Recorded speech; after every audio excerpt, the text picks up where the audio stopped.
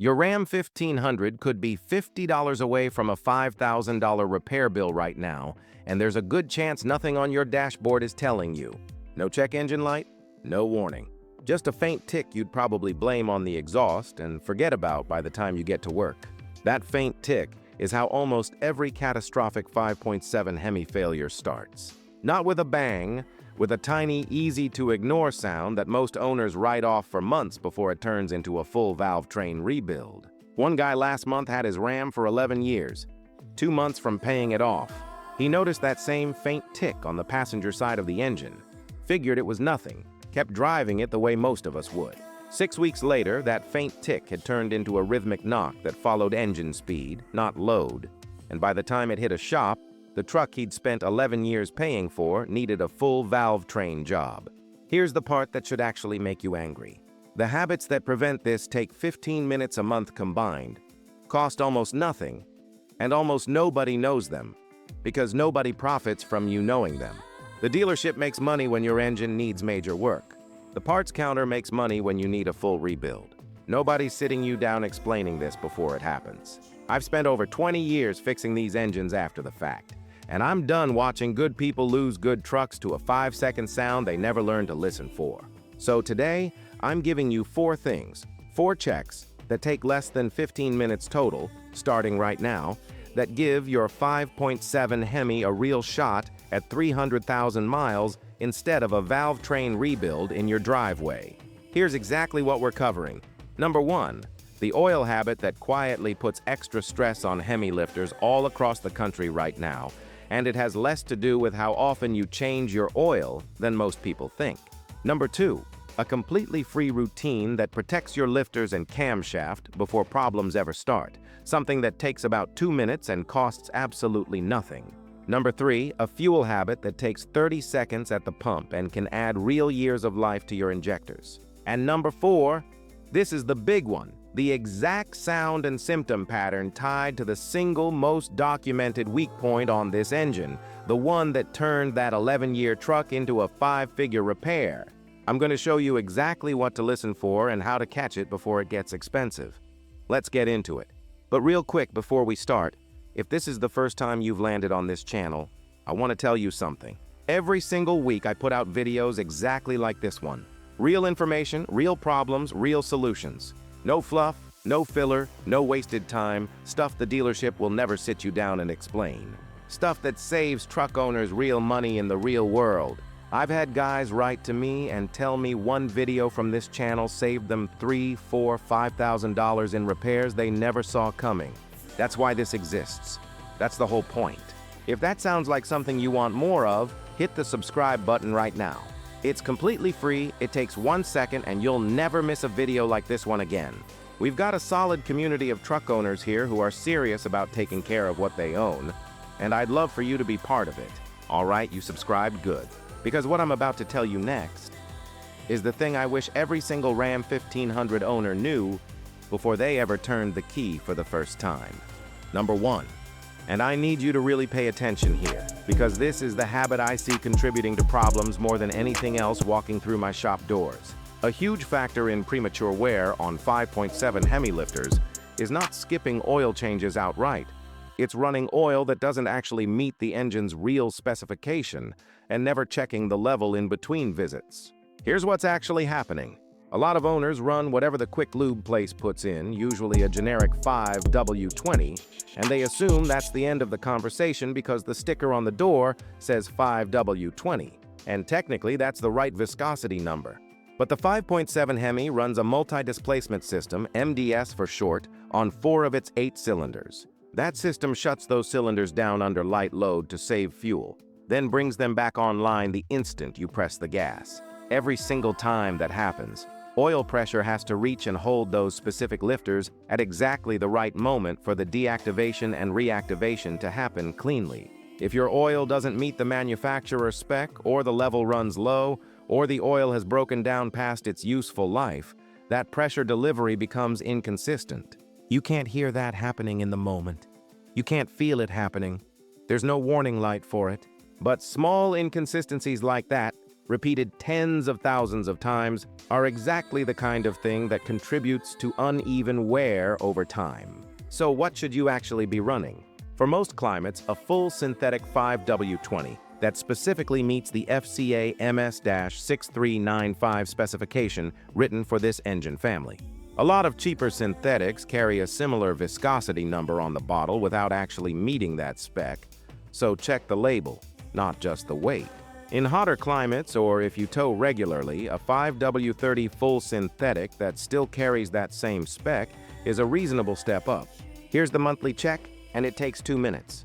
Before you start the engine in the morning, while everything is cold and settled, pull the dipstick, wipe it clean, push it back in fully, pull it out again. Check the level first. It needs to sit between the 2 marks.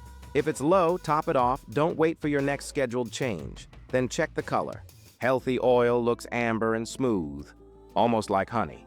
If it's dark, close to black, and feels gritty between your fingers, that oil has already lost its protective properties regardless of what your mileage counter says.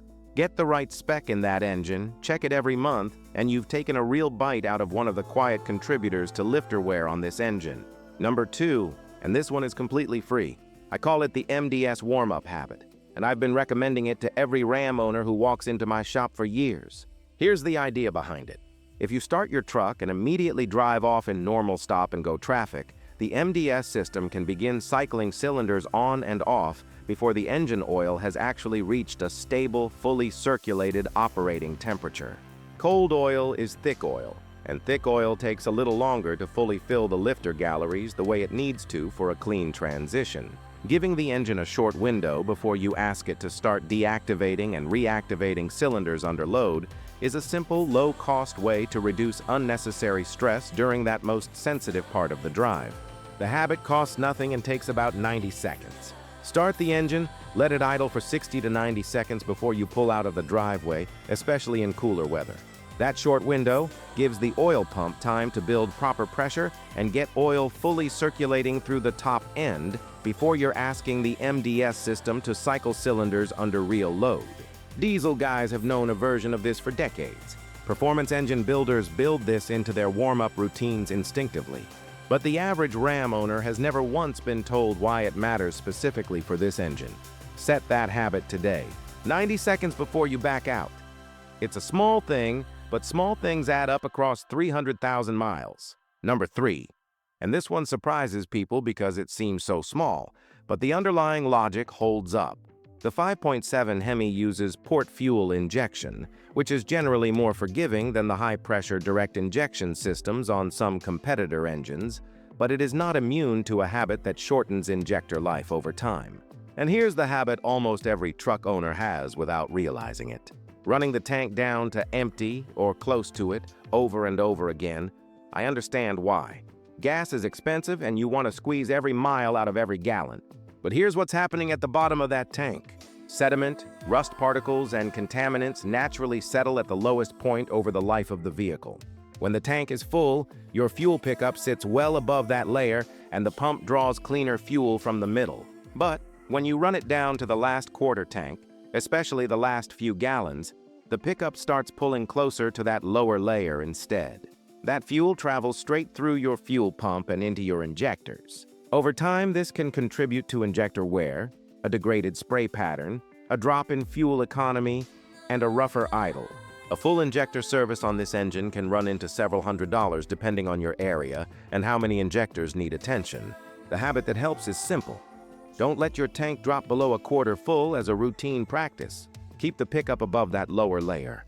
And every 5,000 miles, add a bottle of quality fuel system cleaner before you fill up. Something labeled for port injection systems specifically. A bottle costs around $10 to $15.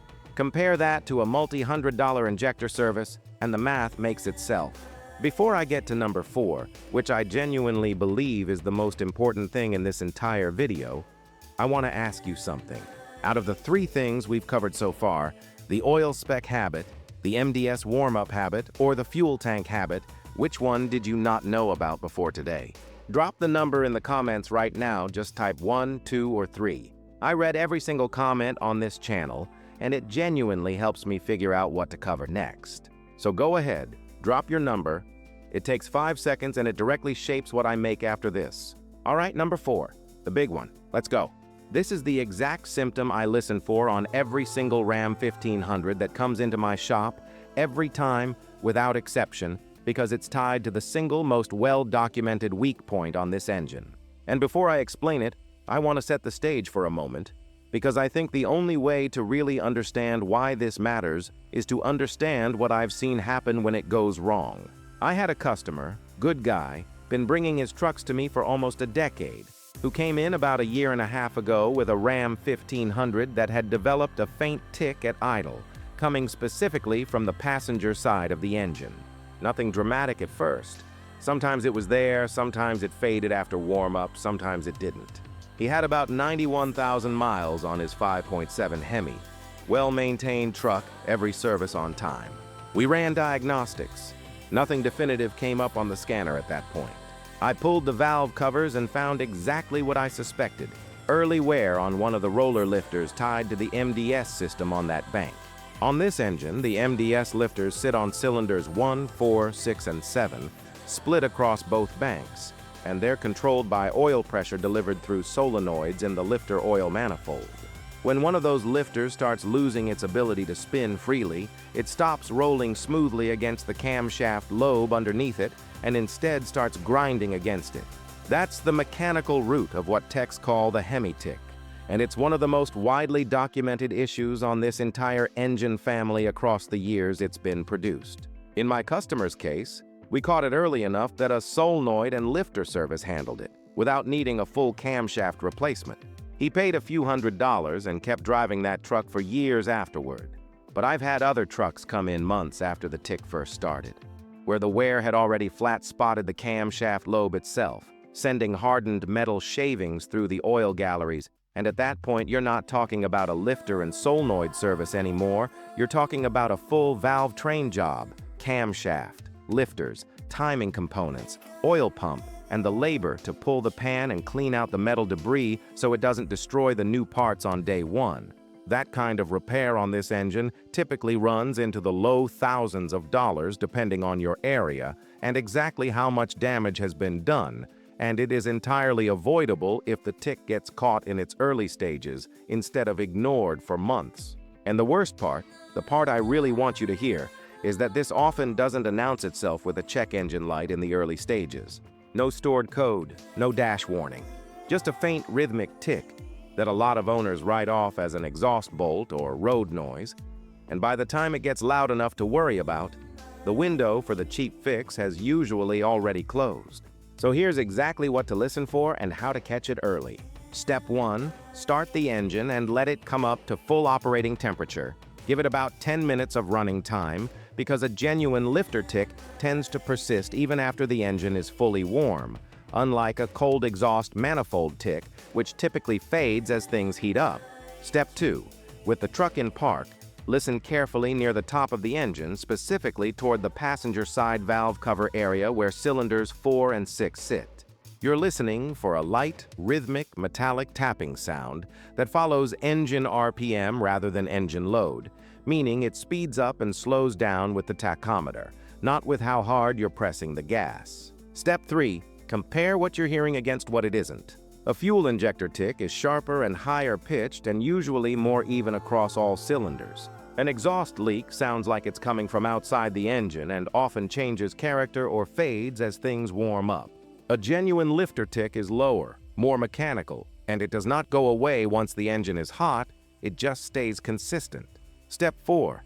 If you have access to an OBD scanner capable of pulling manufacturer-specific codes, not just the generic check engine codes, check for any pending or history codes related to cylinder deactivation performance or misfire patterns tied to specific cylinders, even if no check engine light is currently on. These often show up as pending codes well before anything actually triggers the dash light. And most owners never think to check for pending codes because nothing is actively lit up on the dash. If you catch a tick like this early, get it looked at by someone who can actually pull the valve covers and inspect the lifters and cam lobes directly, rather than waiting to see if it goes away on its own. It usually doesn't. The earlier this gets caught, the more likely you are looking at a lifter and solenoid service instead of a full camshaft job, and that difference in cost is enormous. Now let me bring everything together, because I want you to leave this video with a clear, simple plan you can actually use starting today. 4 checks, less than 15 minutes total, once a month. Number 1, check your oil level and condition with the dipstick. Top off if needed, and make sure whatever you're running actually meets that FCA MS-6395 spec, not just a similar-looking bottle on the shelf. Number 2, give the engine 60 to 90 seconds of idle time before you start driving, especially on cold mornings, so oil is properly circulating before you're asking the MDS system to cycle cylinders under load. Number 3, never let your tank drop below a quarter full as a habit, and add a quality fuel system cleaner every 5,000 miles to help keep those injectors clean. Number 4, once a month, with the engine warmed up and idling, listen specifically near the passenger side valve cover for a light rhythmic tick that follows RPM and doesn't fade with heat. And if you have access to a scanner, check for pending misfire or cylinder deactivation codes even with no dash light currently on. That's it. That's the entire system. 4 simple checks that the dealership will never sit you down and walk you through, and that give you a real shot at separating yourself from the Ram owners who end up with a surprise valvetrain bill down the road. I want to be honest with you about something before we wrap up. I could charge for this information. Some shops do. There are paid courses online covering less than what I just gave you for free in this video. But that's never felt right to me, because this isn't complicated information. It isn't secret knowledge that should sit behind a paywall. It's basic mechanical understanding that every person who owns one of these trucks deserves access to. You worked hard for that truck. You need it to show up for you every single day. The least I can do is make sure you know what to check and what to listen for, so you can protect that investment. If this video helped you, and I genuinely hope it did, the one thing I ask is simple: subscribe to this channel. Every week I put out content exactly like this. Real information based on real experience working on real trucks. No sponsored nonsense telling you to buy products you don't need. No filler, no wasted time, just the stuff that actually matters. There's a community of truck owners here who are serious about taking care of what they own. People who want to hit that 300,000-mile mark. People who refuse to let a small problem turn into a big bill because nobody told them what to listen for. That's who this channel is for. Hit subscribe, it's free, it takes 1 second, and you'll be part of something that genuinely helps people take care of what they own. I'll see you in the next one. Take care of your truck, and your truck will take care of you.